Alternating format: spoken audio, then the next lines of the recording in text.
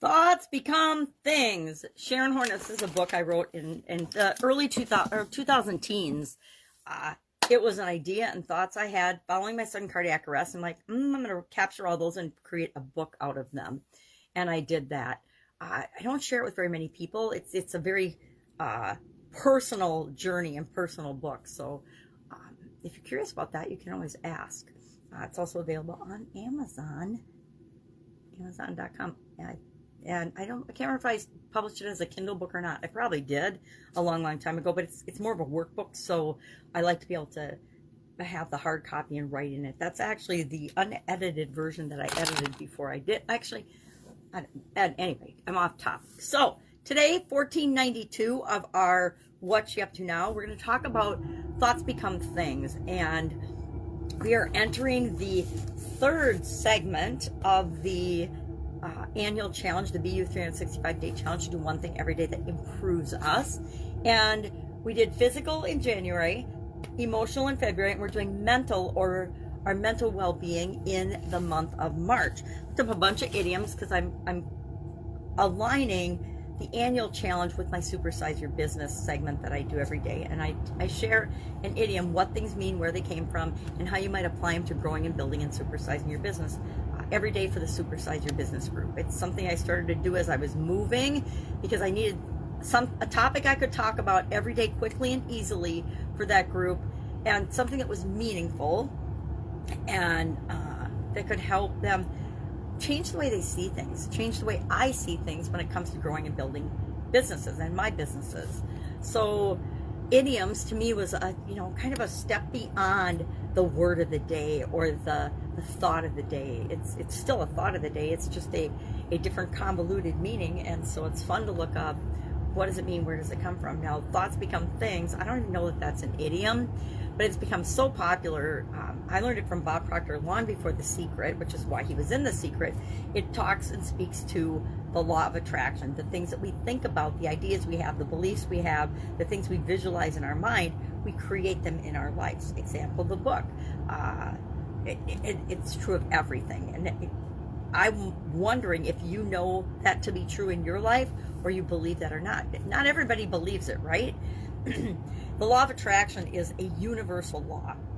And I never really knew about universal laws until following my sudden cardiac arrest. I kind of heard them alluded to, but I never was curious enough or had the time to learn about them. And following my sudden cardiac arrest, I had a huge block of time that I was used to working all the time that I could fill with learning about things that I had always been curious about. I learned more about the internet. I learned more about my health and what I needed to do to be well. I learned about what could have possibly happened to me. I learned about emotions. I learned about beliefs, thoughts, feelings, the universal laws, etc. And I started to apply those to my life to actually create the life I wanted instead of the life that I thought I should and had to be living, because the life that I was living certainly wasn't working out for me. So thoughts become things. Everything around us. If I look at anything and everything around us, magnifying glasses, things I use every day, a little ceramic cross my sister gave me, a baby magnifying glass she gave me, jewelry, I've got necklaces sitting here, Monopoly cards. Everything around us began in someone's imagination as an idea, as a thought, right? They had a thought or an idea. Ideas are thoughts, right? Or asked a question or tried to solve a problem and then created something to answer that question or to show up in the world as something that they could use. Every invention of mankind started out as a thought or an idea, all the way back to the wheel, right? It started out as somebody had an idea that if they made a wheel, it would make it easier to move things around.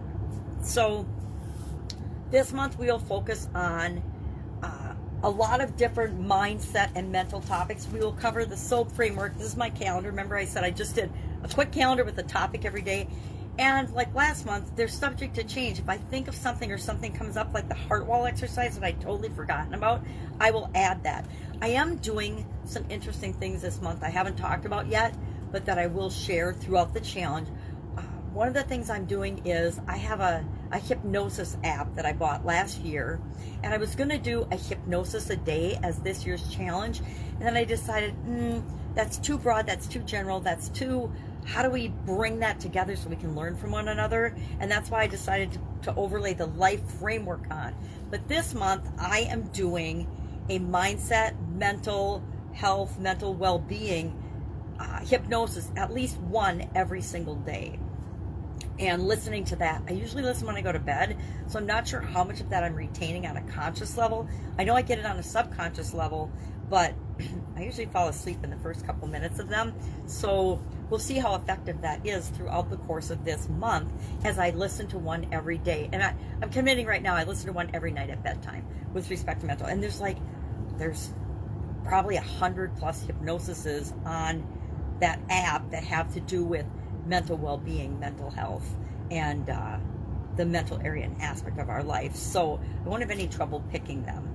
And I will make sure I use a different one every day, every night when I go to bed. So that's one of the things I'm doing. I also will share other tips and tricks and strategies and things I've picked up over the years that I've turned into rituals and routines and habits in my life. And I don't actually even consciously think about them anymore. Things like when I brush my teeth, I say affirmations. I use affirmations every day when I brush my teeth. And now it's so automatic, I have to actually consciously think about that I'm doing that to share it, because I just automatically do it. It's like doing deep knee bends when I microwave my coffee in the morning. It's just something that I do, because it's a way to get more movement and more flexibility and more exercise in my life without even having to think about it. It's just automatic.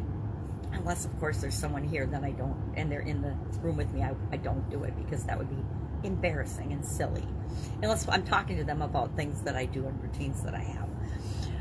So, thoughts become things was our idiom today, as well as kind of the topic and the introduction to the mental areas and aspect of our life. And of course, I use the disclaimer, I'm not a doctor or a psychiatrist or a psychologist or anything. I have a few psychologies of business and classes like that in my background, but and lots of personal development courses and trainings, lots of stuff on the law of attraction, lots of study in those areas.